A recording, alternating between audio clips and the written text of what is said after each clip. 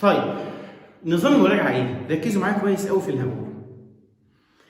النهارده انا مجهز لكم فيديو مش مكمل ساعه، ان شاء الله مش هيكمل ساعه. الفيديو ده هو هشرح فيه المنهج كله. طب الشرح عباره عن ايه؟ ركزوا معايا. اولا بالنسبه احنا عندنا في الاول وثيقتين، كل وثيقه فيها 4 جمل اختيارات.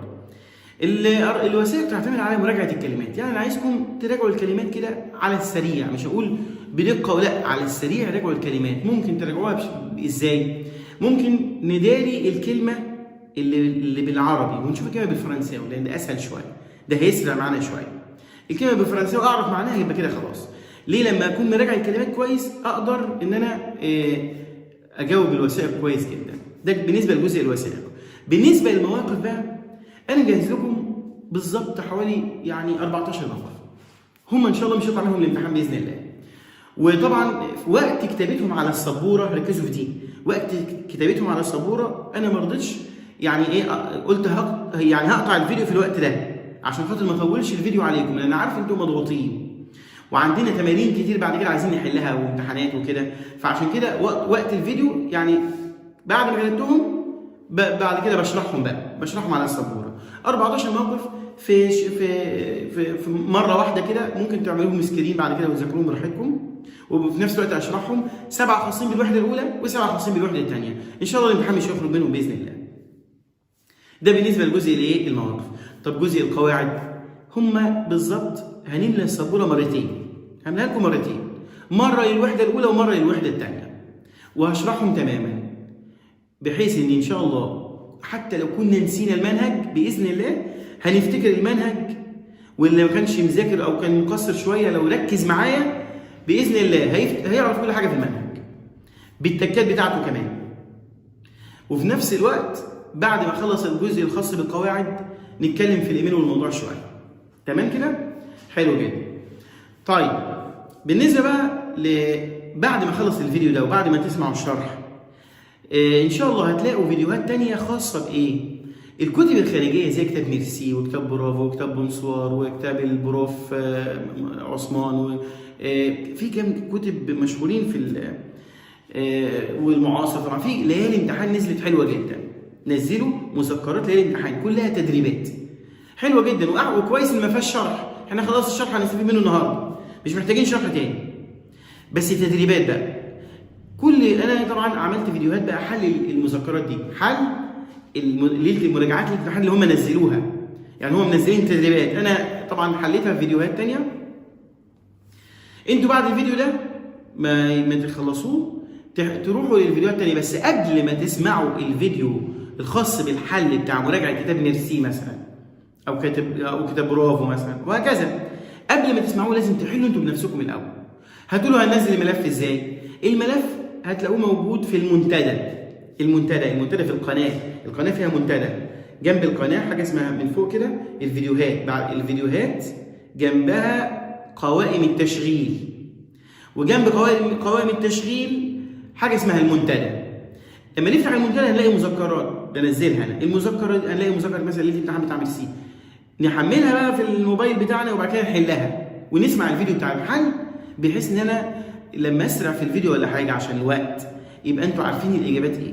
طيب افرض مثلا سمعت الاجابه وبرده محتاج ليها شرح تاني، ممكن تتواصل معايا مفيش مشكله، انا معاك لحد ما تطلع من اللجنه، لحد تدخل اللجنه. اذا دخلت اللجنه ما اعرفكش طبعا، لحد ما تدخل اللجنه كده انا معاك في اي حاجه تحت امرك. تمام؟ نبدا بقى الفيديو بتاعنا، وهنبدا اكيد بالجزء الخاص بالمواقف المتوقعه اللي ان شاء الله مش هيخرج منها الامتحان. يلا نشوف مع بعض. طيب هنبدا دلوقتي بقى بالمواقف، اهم مواقف المنهج بتاع سنه ثانيه، اهم مواقف المنهج. السبوره دي دلوقتي حالا فيها اهم 14 موقف في المنهج كله. دول خاصين بالوحده الاولى ودول خاصين بالوحده الثانيه. ان شاء الله الامتحان مش هيخرج من دول، مش هيخرج من الافكار دي خالص، ركز معايا كويس فيها. هنبدا دلوقتي هفهمكم كل موقف، ماشي؟ ركزوا معايا. اول موقف تي دوماند ابونامي لليو، تسالوا عن كلمه ليو يعني مكان. ممكن تيجي لك كده بالشكل ده او امبلاسمون برضه معناها ايه؟ مكان. تسال عن مكان دو لا فيت الحفله. ممكن الحفله تتغير تبقى مكان اي حاجه تاني. يبقى اول فكره مهمه جدا في المواقف هو السؤال عن المكان. طيب لما يقول لك تي دي يبقى هنا عايز السؤال نفسه، ولما يقول ايه دي يبقى عايز الايه؟ الاجابه. يبقى هنا يعني كان ده موقف منقسم لاثنين، سؤال او اجابه، واحده منهم متوقعه في الامتحان ده هنا. لو هسال عن المكان يبقى دور دايما على كلمه او، يعني اين. بس شوف كلمه او دي اين فين واختارها على طول. معايا؟ اقول تاني، تسال عن المكان تي دوماند اترونومي لليو او لامبلاسمون. لما يجي لك تسال صاحبك عن مكان اي حاجه بقى، مكان اي حاجه ما تفرقش الحاجه دي ايه؟ مكان اي حاجه تاخد ايه؟ لو جالك السؤال تي دي هنا تي دوماند تي دي. لازم اربط الاثنين ببعضهم. انت تسال انت تقول. يبقى هنا اختار اداه الاستفهام او، يعني ايه؟ اين. طب افرض عايز اجابه بقى. اجابه يبقى حاجه من الاثنين. لو هي حفله هتختار الاجابه اللي بتقول مثلا شي موا عندي او او كلاب في النادي. طيب لو هو مكان مش حفله مكان يبقى يختار اي اتجاه موجود، اي مكان موجود. دو فالاجار قدام المحطه، بري دو لا بوست قريب من البوسطه. يبقى في الاجابه اي مكان يجي لك. ممكن المكان ده يكون شي موا عندي، وممكن يكون او كلاب في النادي. ده بالنسبه للموقف الاول. تمام كده؟ ننتقل للموقف الثاني. الموقف الثاني تي دوماند اترونومي سون ديجيزمون. ديجيزمون يعني تنكر. تسأل عن ايه؟ تنكر. طيب نحتاج السؤال نقول ايه ونحتاج الاجابه نقول ايه؟ السؤال فيه كذا صيغه، اشهرهم كيلي تون ديجيزمون. كيلي تون ديجيزمون. ما هو تنكرك؟ وممكن بقى الاشكال المختلفه الثانيه زي سيكوا تون ديجيزمون. تون ديجيزمون سيكوا. ده بالنسبه للسؤال بتاع التنكر. طيب الاجابه بقى اي تنكر ينفع معايا. ممكن جو سوي ديجيزي، انا متنكر ان بيلوت مثلا، في طيار، في اي حاجه. يبقى سؤالين لحد دلوقتي من 14. اول سؤال هو المكان، ركزوا ان شاء الله ال 14 دول في منهم 4 هتلاقوهم في الامتحان باذن الله. اول حاجه المكان، ثاني حاجه التنكر. ثالث سؤال تي دوماند اتونومي سي بروجي، مشروعاته بيندون اثناء الويك اند او فاكانس. ليه فاكانس؟ لازم اركز يعني ايه ويك اند؟ ويك اند يبقى يوم او اثنين بس. يوم عندنا في مصر ويومين عندهم في فرنسا. عندنا احنا جمعه وعندهم سبت وحد. او فاكانس، الفاكانس الاجازه الايه؟ الطويله. ممكن تيجي من غير كلمه بروشان، من غير القادم. انا حاطها لكم جوه دايره ليه؟ عشان حته هل هي مستقبل ولا لا؟ مفيش بروشان. يبقى هنا عادي، سؤال عادي جدا. طبعا لو عايز سؤال يبقى كو ماذا تي في، ماذا تفعل بندون ويكند، اثناء الويكند او الفاكانس. ده لو عايز سؤال. طيب لو عايز اجابه بقى اي نشاط. ممكن اقول جو في او كلاب مثلا، على حسب الاختيارات اللي جايه. طيب ده لو كان من غير كلمه بروشان. لو بروشان موجوده لا يبقى لازم مستقبل بقى. مستقبل يبقى لازم اخد كلمه سوف والمصدر، دول بنشرحه في القواعد. فيرب الي زائد المصدر. يبقى هنا يبقى السؤال كو تي فا فير، ماذا سوف تفعل؟ او جو فيز الي، جو في ريغاردي، وهكذا. سوف وبعد كده ايه؟ المصدر. ده بالنسبه للسؤال الثالث. السؤال الرابع تي دوماند اتونومي سا بوزيسيون. بوزيسيون يعني مركزه دان لا كورس في السباق، مركزه في السباق او موقعه في السباق. تي دي بعد السؤال دي عايز اجابه. لو سؤال يبقى كان ايه تا بوزيسيون، ما مركزك. طب لو عايز اجابه اي عدد ترتيبي تلاقيه قدامك خده.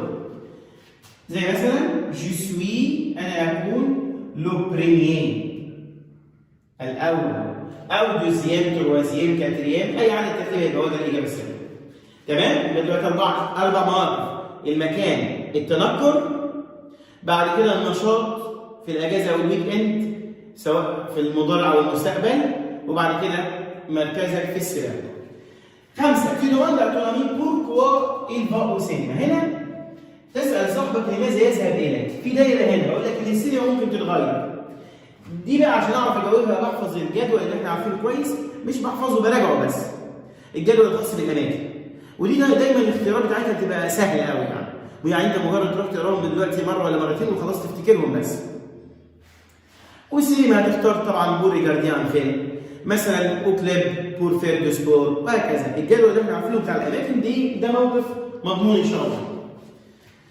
رقم 6 tu demandes à ton ami sa profession souhaitée او بريفيري. تسال صديقك عن مهنته المتمناه او المفضله. المتمناه او المفضله يعني اللي بيتمنى يكونها في المستقبل. لو سؤال يبقى ايه بقى؟ كو ماذا تيفو انت تريد اتر. اتر يعني ان تكون في المستقبل. كو تيفو اتر او فيتير. طيب وفي الاجابه بقى يبقى جيفو انا اريد اتر ان اكون، وبعد كده اي مهنه. يبقى السؤال عن المهنه المتمناه ماذا تريد ان تكون في المستقبل، او انا اريد ان اكون كذا لو كان عايز اجابه. بس خلي بالك ممكن يسالك برضه يقول لك tu demandes à ton ami la profession de son père. مهنه ابوه. يبقى هنا ما تقولش je suis بقى، تقول il est médecin il est pilote وهكذا. رقم كام؟ رقم 6. اخر موقف في الوحده الاولى tu demandes à ton ami la nature de travail de médecin. تسال صاحبك عن طبيعه عمل، ودي بين قوسين الطبيب. يبقى ليه؟ عشان تبقى متمكن في اجابه الموقف ده لازم تراجع الجدول بتاع العمل بتاع المهنه. يعني الطبيب مثلا يبقى نقول il soigne les malades.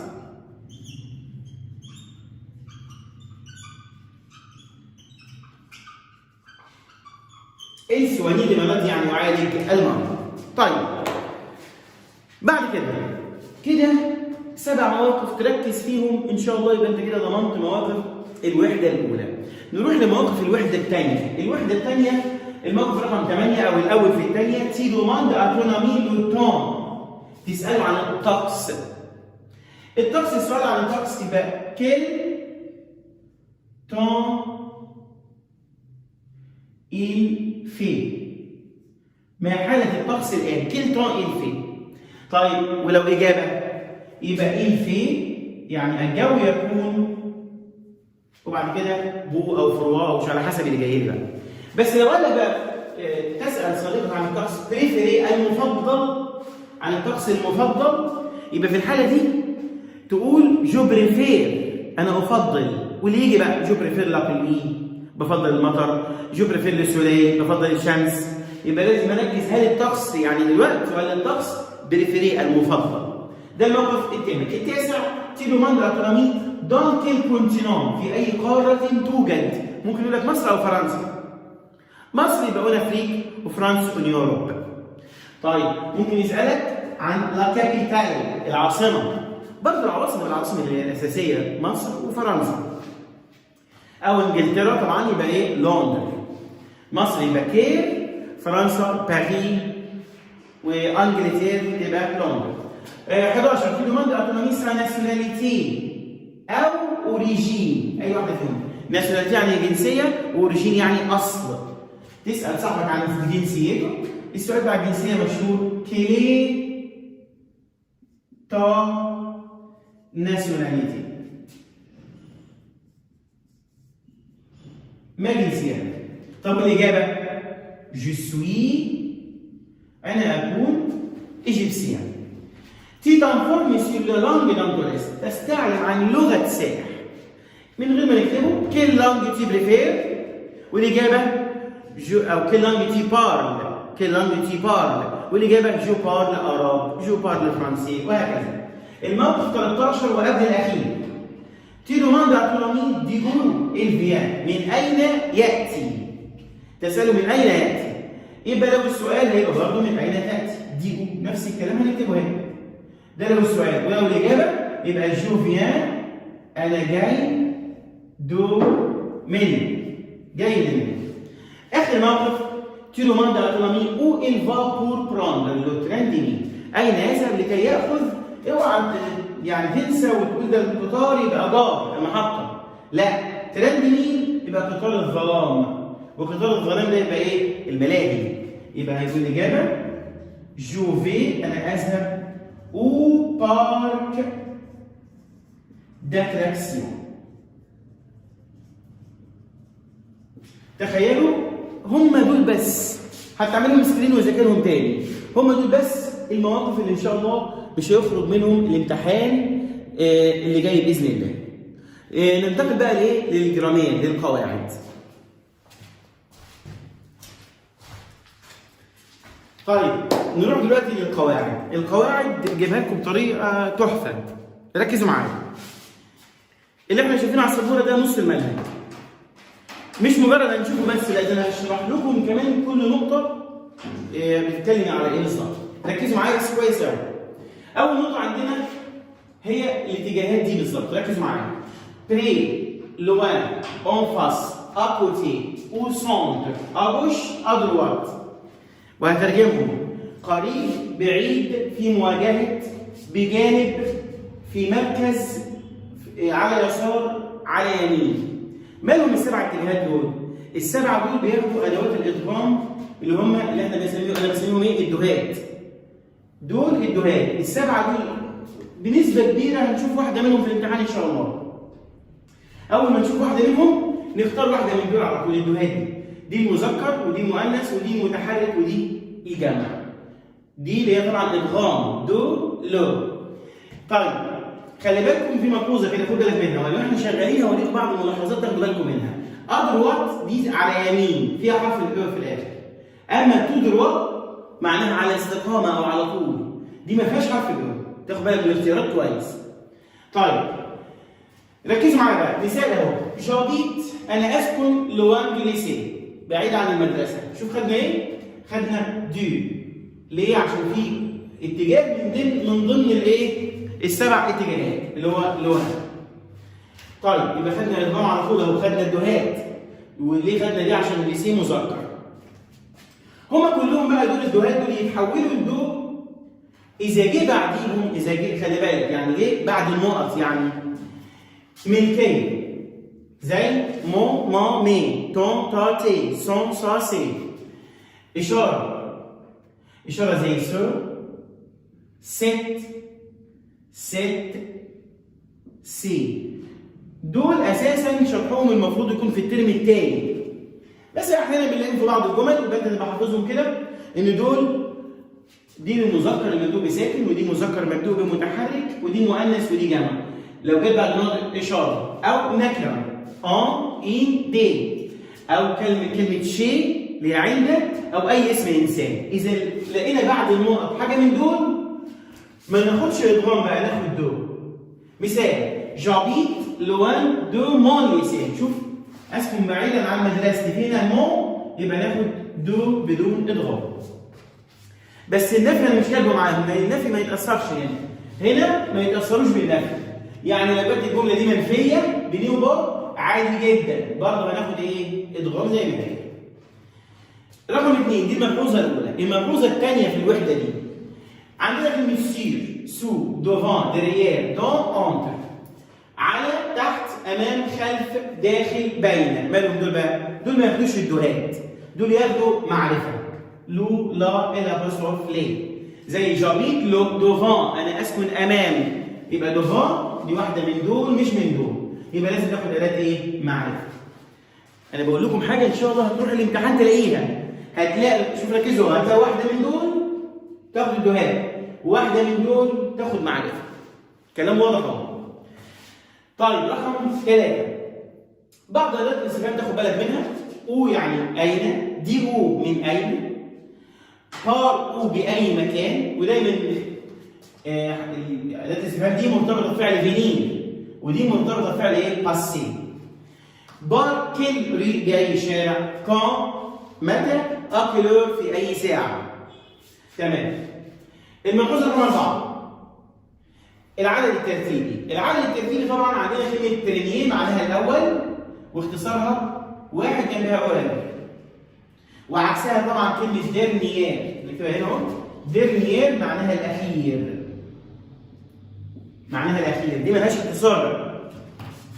طب لو عايز أقول الأولى عادي حرف الأو هنا وأكسون أو حرف الأو هنا.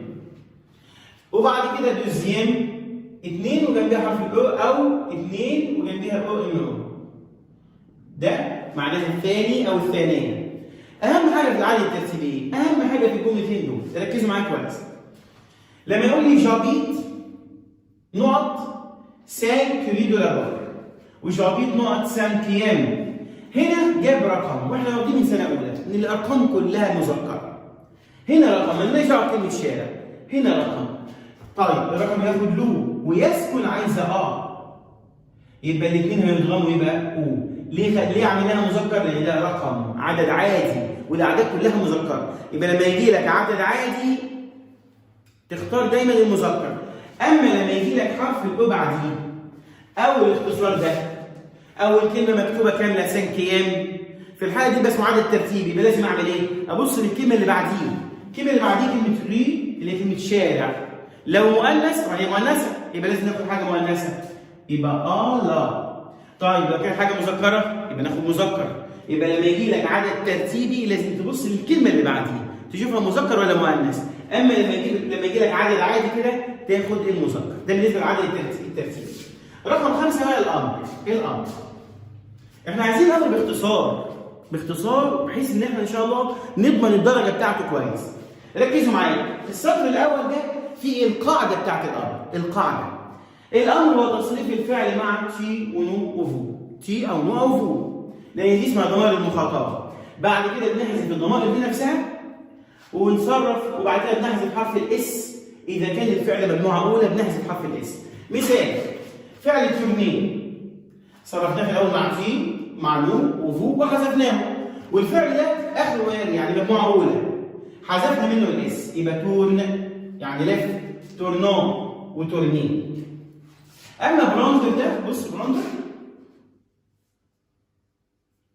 اخره ار مجموعه ثالثه يبقى ما نحذفش منه حرف الاس. بران زي ما هي برينو بريني. حلو جدا. طب انا لازم اعرف علامات المخاطب. لازم اعرف علامات المخاطب عشان اقدر اختار مع تي او مع نو او مع فو. علامات المخاطب اول حاجه منادى. يعني يجيب لي منادى يقول لي علي ويحط كوما. لازم يكون في كوما او علامه نداء لان لو ما حطش كوما دي يبقى معناها مضارع. علي بعد كده كوما يبقى ده امر. يبقى عرفت منه ما دام قال لي علي يبقى مع تي. طب ميزيلاف تلاميذي يبقى مع فو. يبقى اول حاجه المنادى اللي مكتوب في الاول.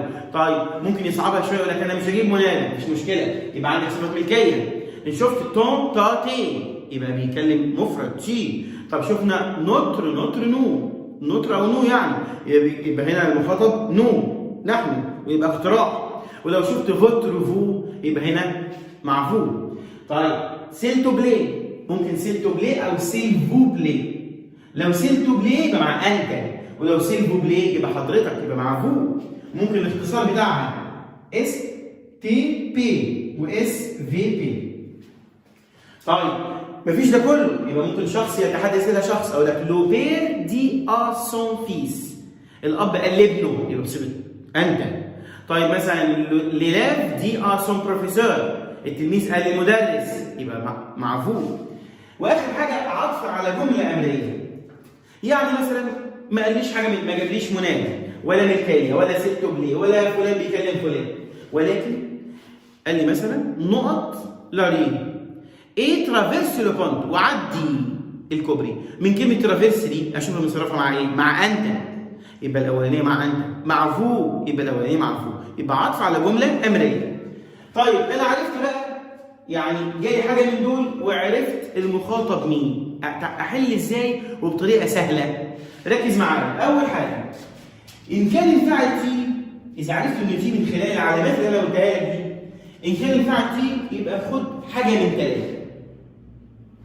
طبعا يا اما اي حاجه فيها حرف الاو ما لقيتش يبقى خد اللي اخرها اس يا اما كلمه فا يعني اذهب، حاجه من دول. طيب بقول لك اهو في الاول في حرف الاو موجود يبقى هي اختار على طول، يبقى هي الاجابه السليمه. طيب مفيش يبقى شوف اللي اخرها حرف الاس، ولو الاثنين دول مش موجودين يبقى اكيد كلمه فا اذهب. طب لو فا موجوده مع اس اكيد فا لو موجوده خلاص يبقى صح. اكيد فا لان فا دي تنفع فين؟ في الامر على طول. تاني اهو يبقى لقيت مع سي دور على حرف الاو، لو ما لقيتش يبقى اس، ولا لقيت فا يبقى اختارها، لازم حاجه منهم اللي هتيجي. طيب فو لقيت المخاطب فو خلاص يبقى خد الاخيره او زد، يا اما الكلمه دي فيت، يا او زد يا فيت، ده باختصار شديد اهو. طيب نون يبقى هو الناس المعروف. طيب لو جالي فعل ذو ضميرين في الامر، هو المفروض ان الدرس المنهج ده ما فيهوش الفعل ذو ضميرين، بس احنا بنقول ايه زياده تحسبا لبعض المدرسين ممكن يحطوها ولا حاجه. كلمتين بقولهم انا دايما عشان يسهلوا الامر. كلمه مثبت بعد منفي قبل، مثبت بعد منفي قبل يعني ايه؟ يعني الضمير في حاله الاثبات تختاره لما يكون بعد الفعل، وفي حاله النفي تختاره قبل الفعل. مثال ميز انفار يا اطفالي، الجمله دي مثبته ولا منفيه؟ مثبته ما فيهاش نيوبه، يبقى تفتكر الكلمه دي مثبت بعد، يبقى الضمير المفعول جاي بعد الفعل اهو، يبقى هي دي الاجابه جاي بعد الفعل. طب لو كان في نيوبه يبقى منفي قبل، يبقى خد ضمير المفعول قبل الفعل. بدل ما تحفظ خطوات الذو ضميرين الكبيره جدا تحفظ الكلمتين دول بس، مثبت بعد منفي قبل. طيب رقم 5 بقى عندنا تأنيث المهن. تأنيث المهن هريحك بتأنيث المهن خالص واقول لك ما تذاكروش بقى خلاص، اللي ذاكر ذاكر، انا عايز الخلاصه النهارده. تأنيث المهن اي كلمه مذكر مش اخرها حرف الاو والمؤنث اخرها حرف الاو، باستثناء دول لو شفتهم تختارهم، يبقى دول لازم تحفظهم صم. جورناليست، بينتر يعني رسام، فوتوغراف يعني مصور طبعا، فيترينير طبيب بيطري، بيبليوتيكير امين مكتبه، بيلوت طيار، دانتيست طبيب اسنان، بومبيير رجل اطفاء، ميديسان طبيب. اي حاجه من دول شفتها قدامك تنفع، لا تنفع للمفرد طبعا، لو للجمع يتحط لها حرف الاس تنفع المفرد المذكر المفرد المؤنث. غير دول بقى يجي لك اختار بقى على قاعده التأنيث المعروف، المذكر لا ينتهي بحرف الاو والمؤنث اخره حرف الايه؟ الاو. يبقى انت مطالب بحفظ دول بس في قاعده تأنيث المهن. طيب الجملتين دول بقول لك خد بالك ان المهنه بتاخد اداه نكره مع فعل بشرطين. الشرط الاول في صيغه الاشاره سي في طريقه الاشاره، يعني سي لما شاور سي طعم لسان انه يكون طبيعي، او لما تيجي صفه جنب المهنه. في الحالتين دول بس اخد اداه نكره. انما لو عايز اقول والدي مدرس اقول ايه؟ مون بير ايه، ما اقولش ام بروفيسور. مون بير ايه بروفيسور، مفيش اداه نكره. ليه؟ لان ما تحققش شرط من الشرطين. الشرط الاول اللي هو وجود كلمه سي او سي سون الجمع برضه بتاعها، والشرط الثاني وجود صفه سواء قبل او بعد مش مشكله. طيب الملحوظه السابعه فعل فين ياخد الدهات، دي تاني حاجه ناخدها تاخد الدهات. عندنا الاتجاهات دي بتاخد الدهات، وعندنا فعل فين برضه بياخد الدهات ومعناه يمارس مع الانشطه طبعا زي جوفي دوتنز. في حاله النفي بقى الدهات تتحول لدهات، عشان كده بنقول فعل فين مناعته ضعيفه ما بيتحملش، اول ما النفي يجي عليه على طول الدهات تتحول لدو. بس خد بالك من الجملتين دول، لو جاب لك فعل ميول منفي قبل فعل فين مفيش مشكله، ما نحولش بقى، لان فعل فين في هذه الحاله مش منفي. انا نفيت حبي لممارسه التنس، ما نفيتش الممارسه نفسها. اما في الجمله دي فيها مستقبل، دي بقى انا لن امارس، انا نفيت الفعل فعلا لان نفيته في المعنى، انا لن امارس التنس. يبقى هنا ما دام مش نفى يبقى حولنا للدو اللي هي دي. طيب الملحوظه الثانيه اتر دي جيزي او سي دي جيزي. طبعا سي دي جيزي معناها يتنكر، واتر دي جيزي معناها يكون متنكر. خد بالك ان فعل ذو ضميرين هنا حرف الاو بياخد النهايات عاديه مش بنحط اكسون، اما هنا بنحط اكسون في الاخر. يبقى جي مي دي جيز بص مفيش اكسون في فعل ذو ضميرين، وجي سوي دي جيزي هنا في اكسون عشان ده فعل ايه؟ اتر. والملحوظه الاخيره بالنسبه حبيت اختم بيها اللي هي حروف الجر مع وسائل المواصلات. اختم بيها الوحده الاولى طبعا. الوحده الاولى ان طبعا وسائل المواصلات المغطاه بتاخد اون، زي اون بيس، اون تاكسي. والمكشوفه بتاخد اكسون زي فيرو موتو. واذا قلنا بار فبار بتاخد محدد بعدها زي بار لو تاكسي. وفي 5 افعال مهمين جدا بقى، او بمعنى اصح هما 3 افعال زي الميول يعني، يبقى يعتبر 7 افعال: براندر واكتاندر وتيليزي ايمي بريفيري تستي ادوري، اللي هي يركب او لا ياخذ او يركب براندر، وطبعا عندنا التاندر ينتظر، وتيليزي يستخدم، وافعال الميول الاربعه لو شفتهم ما تاخدش اي حرف جر من دول، ولكن استخدم اداه معرفه على طول. ده بالنسبه للوحده الكام؟ الوحده الاولى. اللي عايز يصورها كده مره واحده يصورها قبل ما ندخل على الوحده الكام. وبقى معانا مع الوحده الثانيه ان شاء الله، يعني نص المنهج الثاني قدامنا، وان شاء الله مش هيخرج منه الامتحان، بس ركزوا معايا كويس. يعني لما تركز الساعه دي تستريح جدا، بعد كده وانت بتحل تمارين تبقى فاهم بتحل ازاي. اول حاجه لازم نعرفها طبعا بالنسبه للمواسم، الشتاء مثلا تبدا بال 21/12، احنا قلنا 21/22 اليوم ده ما بيفرقش، بس انا بحب دايما ابدا بال 21/12 وتعد بقى 3 شهور وهكذا لحد 20/3 يبدا الربيع، وبعد كده 3 شهور من 21/3 ل 20/6 يبدا بعد كده الصيف من 21/6 ل 20/9، وبعد كده الخريف من 21/9 ل 20/12. دي بالنسبه للمواسم، ودي بتيجي في الوثائق كتير، اخد بالي منها كويس. 2 السؤال عن الطقس، 4 كلمات لازم تحفظهم كويس جدا. كيل تون إل في، يعني ما حالة الطقس الآن. ممكن أبدلهم زي ما أنا عايز عادي، كيل تون في تيل، إل في كيل تون، بس في الآخر هم ال4 كلمات دول هم اللي بيسألوا عن الطقس. أما الإجابة ممكن في كذا شكل، ممكن أقول إل في الجو يكون. إل في يعني الجو يكون يجي بعدها صفة مفرد مذكر. إل في شو الجو حر، إل في فروا الجو برد، وهكذا. ممكن اقول له طون ايه الطقس يكون، شوف دي مرتبطه ايه في، ولو طون تاخد ايه. ما ينفعش بدري اقول له طون في وبرضه يجي هنا صفه مفرد مذكر. او اقول له سيل ايه السماء تكون. وممكن اقول ال بلي يعني بتمطر، وال نيش يعني تمطر ثلجا. طيب رقم 3 الملحوظه الثالثه هي اليا. طبعا دي ثالث حاجه بناخدها تاخد الدهات. خدنا اتجاهات معينه تاخد الدهات، وخدنا فعل فير، وبناخد اليا تاخد الدهات. زي ما اقول اليا دي سولي يوجد شمس، والشمس المذكر خدت دي. وفي حالة النفي تحول الدهات ايه؟ لدو، يبقى اليا با دو سولي. تمام، دي الملحوظه الثالثه. الملحوظه الرابعه عندنا السؤال بوركوا، لازم تكونوا عارفينه كويس. بوركوا معناه لماذا؟ اجابته يا اما بور وبعدها مصدر، يا اما كار او بارسيكو. كار او بارسيكو معناهم لان، اي واحده فيهم يجي بعدها جمله كامله. يبقى بوركوا تي فا هنا في حرف الاس. بوركوا تي فا لا مير، لماذا تذهب الى البحر؟ يا اما اقول بور ناجي لكي اسبح، بور جه بعدها الفعل فين؟ في المصدر اهو. او اقول كار جيم ناجي لانني محب السباحه. وممكن اقول بارسيكو بدل كار. بارسيكو زي كار بالظبط، بارسيكو جيم ناجي لانني احب السباحه. تمام. الملحوظه الخامسه تأنيث الجنسيه. زي ما وفرت لك في تأنيث المهن وقلت لك احفظ مهن معينه، برضه في تأنيث الجنسيه مش عايز تذاكره مفيش مشكله. انت ممكن تركز على دول سويس بلجيس، الثلاثه دول ينفعوا مذكر ومؤنث. غير كده اي جنسيه تاني ممكن تاخدها بالقاعده العامه بتاعت التذكير والتأنيث.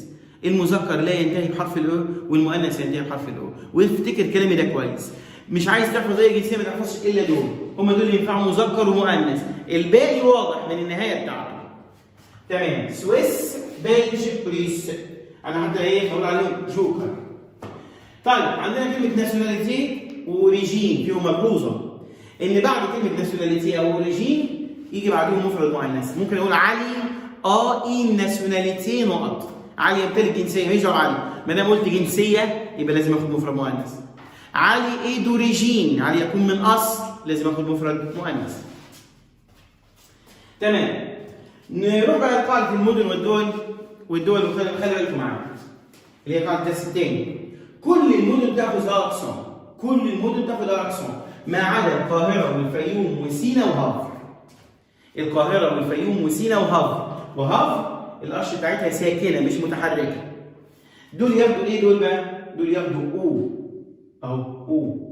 يبقى باريس تاخد اكسون لانها مدينه، المنيا تاخد اكسون، جيزه اكسون، لندن اكسون، نانت مع ان اخرها حرف الاس، بوردو، كل دي مدن تاخد اكسون. انما القاهره طبعا تاخد او.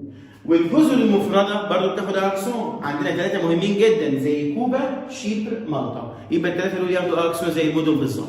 خلصنا من كل المدن دلوقتي.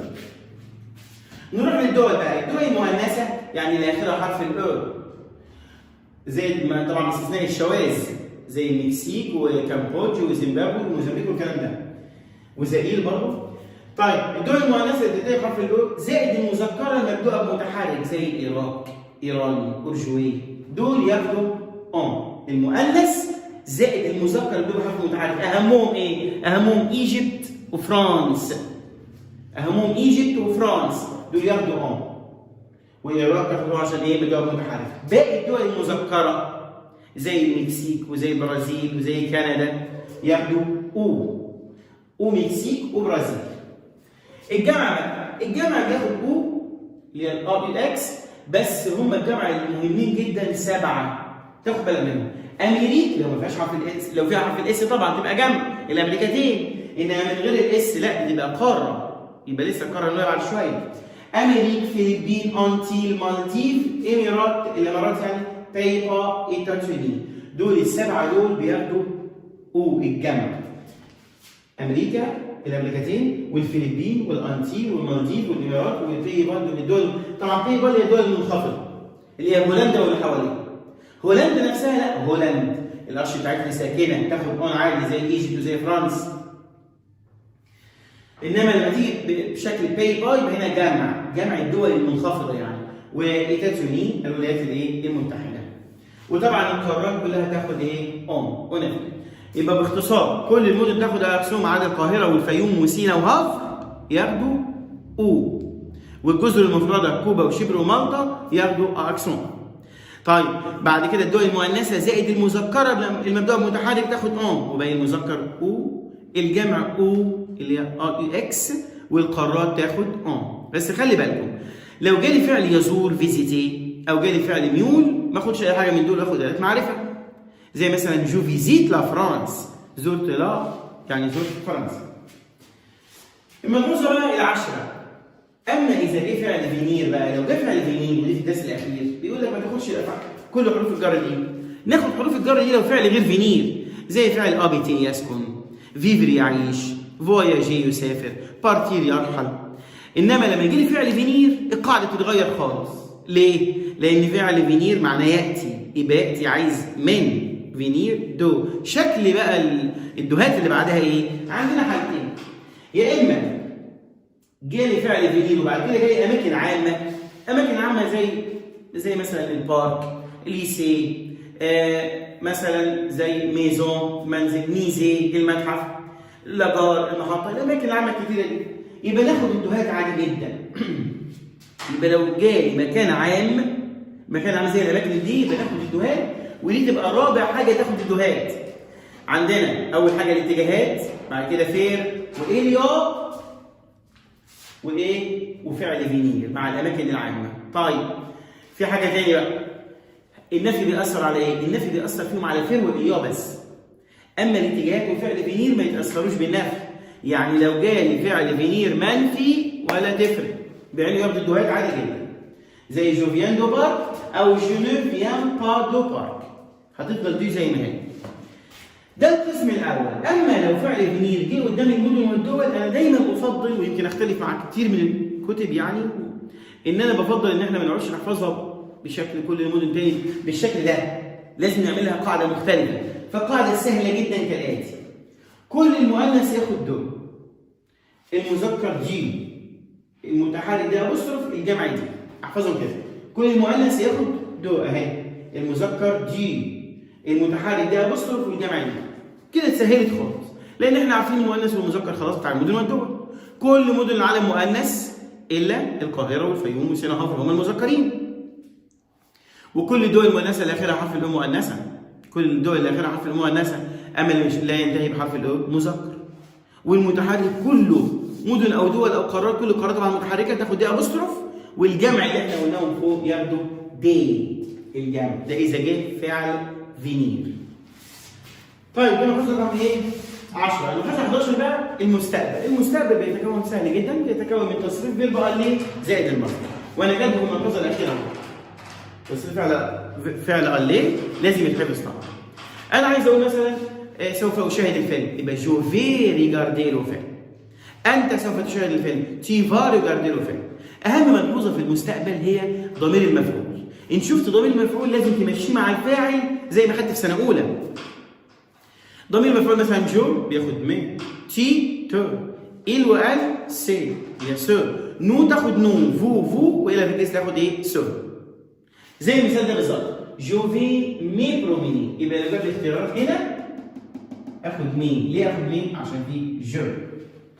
الملحوظه ال 12 بقى نستخدم امام المعدات التي نرتديها بالاقدام. يمكن دي ملحوظه قليله في الامتحانات شويه بس لازم برضه نعرفها. اون رولي، اون باتان، اون سكات، دي الادوات اللي هي الحذاء اللي بعجل اللي هو بيستخدم في ايه؟ في التزحلق على الجليد. بياخدوا كلهم اون رولي، اون باتان، اون سكات. دي ملحوظه 12. الملحوظه 12 دي اهم ملحوظه بقى، اهم ملحوظه في الملاحظات بتاعت الوحده الاولى والثانيه منهج كله. انك تدعي لي ان شاء الله بعد الامتحان. شوف الملحوظه مهمه ازاي؟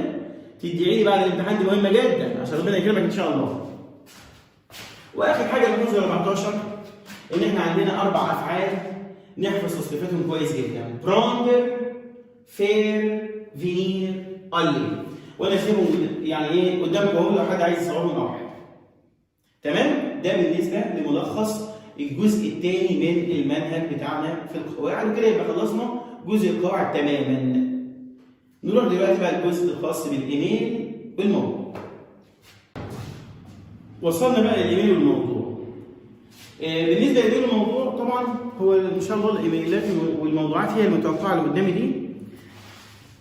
وطبعا احنا دلوقتي هنقراها، يعني هقرا لكم الايميل وهقول لكم طريقه الاجابه ازاي. الموضوع موضوع فهم. انا اكون مجهز جمل في دماغي من خلال الملخصات اللي انا هنزلها لكم ان شاء الله في المنتدى زي ما قلت لكم، وفي نفس الوقت اكون فاهم المطلوب ايه. ده الجزء ده خاص بالايميلات وده خاص بالموضوعات. هنا الايميلات المتوقعه ايه؟ وركز معايا كويس وان شاء الله مش هنطلع براهم من الامتحان دول. اول حاجه كومون اي تون كارتيه، كيف يكون الحي السكني؟ كيف يكون؟ يبقى اوصفه. الى كالم مثلا ممكن نقول كاسكيليا، ماذا يوجد فيه؟ مدارس وماذا لا يوجد فيه، يعني حاجات اللي تخص الحي السكني دي حاجات مضمونه.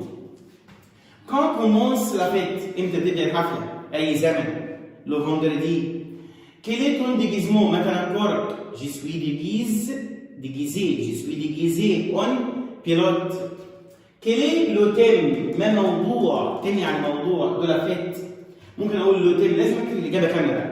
لو تيم دو لا فيت اي لي بروفيسيون، موضوع الحفله هو المهنه. أكيلور تي فا على بيبليوتيك، الساعة كام بتروح المكتبة؟ أكتب أي ساعة. إيه بوركوا؟ بور لير دي ليفر. كوفيلو ميديسان، ماذا يفعل الطبيب؟ إلسواني لي مالاد. طبعا المكان والشخصية دول ممكن يتغيروا بقى بناء على الجدولين اللي احنا اتفقنا ان احنا نحفظهم ان شاء الله.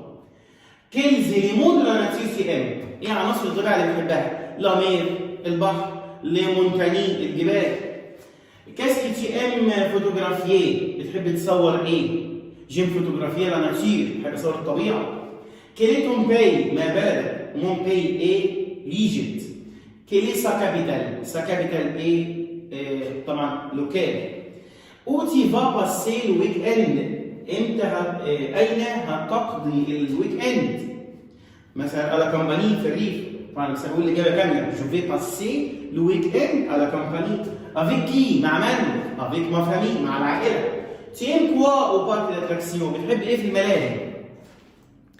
جيم لا توبوغان.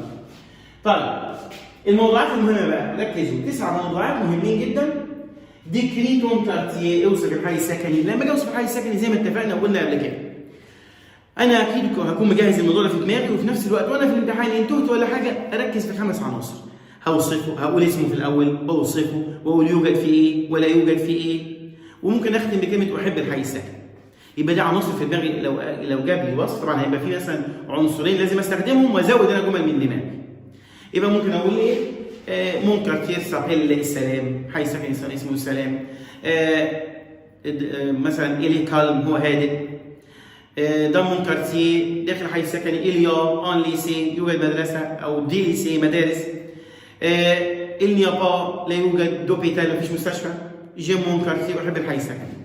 طيب دي كريرة فين اوصف الحفلة. لما أجي أوصف حفلة أركز إن أنا مثلا أتكلم عن زمان ومكان ليها وجو انفيت ميزامي هدول أصحابي ومثلا هنعمل إيه اون شانت هنغني. ممكن اقول مثلا ميز انفان سيديجيز هيتنكروا في كذا. كل ده فهم بناء على ان انا ان شاء الله هجيب لكم ملخصات كتير احطها لكم في المنتدى بتاع القناه. ديكري ان اتيجري اوصف خط السير، استخدم بقى خط السير بقى. مثلا مارش تو دروا امشي على طول. تورن ابوش لف شمال. ترافيرس لو بونت عدي الكوبري وهكذا. برانا برميري ادروات خد اول شارع يمين. افعال خط السير يعني. بارلي بدون ميتيه بريفيري، اتكلم عن مهنتك المستقبليه. طبعا كاتبوا لكم برضه في الملخصات ومجهزوا لكم كل المواضيع دي جاهزه عشان ما نضيعش وقتكم يعني. اتكلم عن اكتيفيتي انشطتك في الايه اثناء الاربع مواسم. الانشطه معروفه احنا قلنا في الشتاء يبقى النشاط المشهور جوفي دو سكي ومارس التزحلق على الجليد. في الصيف جوفي على بلاج بروح البلاج. في الربيع جوفي دو فيلو بركب عجل. في الخريف جو سيرفي سور الانترنت مثلا او جو فيديو بقعد في البيت يعني. البار اللي يكون باي يتكلم عن بلدي مصر يوجد فيها كذا متاحف ومعابد ولا يوجد فيها مثلا اي حاجات هنا تنفع عادي. واختم بكلمه ايه؟ جي مون بي وعاصمه مصر تكون كذا. بار اللي يكون فواياج وبارك داتراكسيون يتكلم عن رحلتك للملاهي. الرحله تتطلب ان انا اكون حافظ الكلمات والالعاب بتاع الملاهي، لازم تراجعوها كويس. واخر حاجه بارلي دو تي بروجي بيندون لا فرانس بروشان يتكلم عن انشطه في الاجازه القادمه او في المستقبل. يبقى في الحاله دي هتكلم عن جوفي سوف واكتب اي فعل. كده يبقى تمام. كده المنهج بتاعنا الحمد لله تمام انتهى. رجعناه كله. دلوقتي نروح بقى تسمعوا ايه بقى الفيديوهات بتاعت. طبعا دلوقتي عايز تريح مثلا شويه مفيش مشكله وتروح تسمع الفيديوهات الخاصه بحل مراجعه ليله الامتحان للكتب الخارجيه. لان هم زي ما قلت نزلوا مراجعات فيها تمارين كتير. احنا دلوقتي محتاجين تمارين نتدرب عليها. انت قبل ما تسمعها في الفيديوهات حاول تحلها الاول. وزي ما قلت لك تحلها ازاي؟ زي ما قلت لك في اول الفيديو تعمل ايه يعني. خلاص؟ وان شاء الله ثقوا تماما باذن الله الامتحان ان شاء الله يكون سهل جدا. كل التعب اللي احنا بنتعبه ده عشان خاطر بس نبقى داخلين على الترم الثاني وثالثه نبقى المعلومات كلها عارفينها. انما لو واثق تماما ان شاء الله باذن الله نطلع مبسوطين جدا من الامتحان ونكون ان شاء الله مستعدين باذن الله لبدايه الترم الثاني. وان شاء الله ربنا يوفقكم. ما تنسونيش بقى في الدعاء زي ما اتفقنا. وفي نفس الوقت زي ما قلت لكم حاولوا يعني عدد كبير جدا يستفيد من المراجعه دي. يبقى احنا في اي جروب مشتركين فيه، تليجرام، واتس، انستا، اي حاجه. لسه مفيش جروب اصلا. اي حاجه بقى احنا مشتركين فيها لازم نعمل مشاركه للفيديو عشان الكل يستفيد. واتمنى ان شاء الله اكون يعني افدتكم على قد ما اقدر يعني. خلاص؟ يلا، السلام عليكم.